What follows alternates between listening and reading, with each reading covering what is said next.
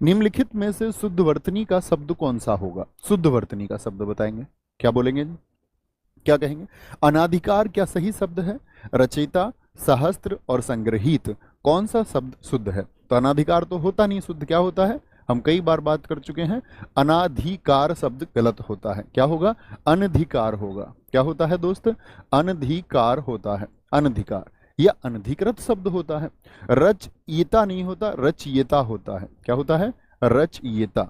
सहस्त्र शब्द एकदम से सही लिखा हुआ है और संग्रहित शब्द गलत है। क्या होगा आपका? संग्रहित होगा। क्या होता है? संग्रहित होता है। कुछ शब्द साथी मैं यहाँ पर आपसे जानना चाहूंगा, मुझे बताना। मैंने लिखा शब्द प्रत्युपकार शब्द क्या सही है? प्रत्युपकार शब्द क्या सही लिखा हुआ है? निसंकोच शब्द क्या सही लिखा हुआ है? बताएंगे। निसंकोच शब्द। अनजान शब्द साथी, अनजान शब्द को हमने लिख दिया, क्या बोलेंगे? अनजान शब्द को मैंने लिख दिया अनजान, क्या ये सही लिखा हुआ है? अनजान शब्द बताएंगे। मैं आपसे बोलूं प्रद्युमन शब्द क्या सही लिखा हुआ है? प्रद्युमन।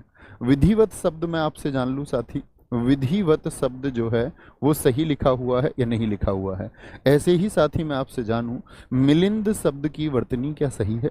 मिलिंद शब्द की एक बार बताएंगे तो क्या बनेगा? प्रत्युपकार में क्या दीर्घ उ आ सकता है दोस्त? आप कहेंगे नहीं भैया कभी नहीं आ सकता। प्रतिधन उपकार होता है तो उपकार में कौन सा छोटा? छोटा उ, लघु उ आता है। निसंकोच होता है, क्या होता है? निसंकोच नहीं होता, निसंकोच होता है। निसंकोच अपनी बात को कहिए। अनजान क्या होगा साथी? अनजान इस तरह से लिखा जाएगा। और अनुस्वार को हटा के एक बार अपनी कॉपी पे लिखो, बड़ा अच्छा प्रश्न बनेगा। प्रद्युम्न होता है, क्या होता है? प्रद्युम्न होता है, इसकी सही स्वर्तनी ये बनेगी। विधिवत में साथी क्या आएगा? हमेशा हलंत आएगा। क्या आएगा? हलंत आएगा विधिवत। और मिलिंद में क्या आएगा आपका? ले पर लघु ई आएगी। मैंने साथी आपसे प्रश्न किया कि एक बार अनजान को अपनी कॉपी पे लिखिए। अनजान को अपनी कॉपी पर लिख के दिखाइए। अगर मैं बोलूं अनुस्वार हटा के लिखो तो कैसे लिख सकते हैं?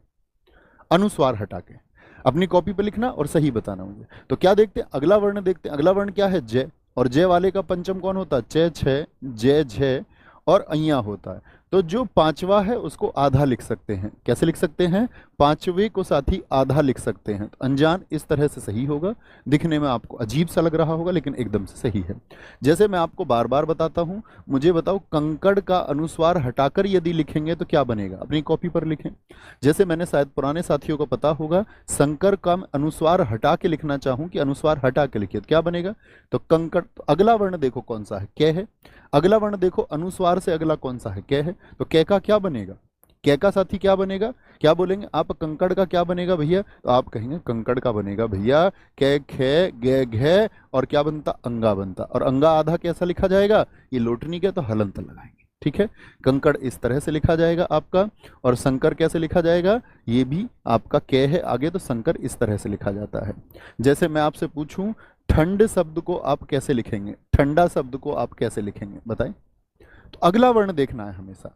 क्या बोलेंगे? अगला वर्ण। अनुस्वार से अगला वर्ण कौन सा? डे। तो डे वाले में क्या होता है? टे, ठे, डे, ढे, अणे होता है। तो अणे को आधा लिख सकते हैं? जी हाँ। क्या बोलेंगे भैया? जिसमें आपका अणे को आधा कैसे? सिरोरेखा हटा के लिख देते हैं। जिनमें आपका खड़ी पाई है उसकी खड़ी पाई हटा दो, खड़ी पाई हटा के हम उसको लिख सकते हैं। कोई दिक्कत, कोई परेशानी?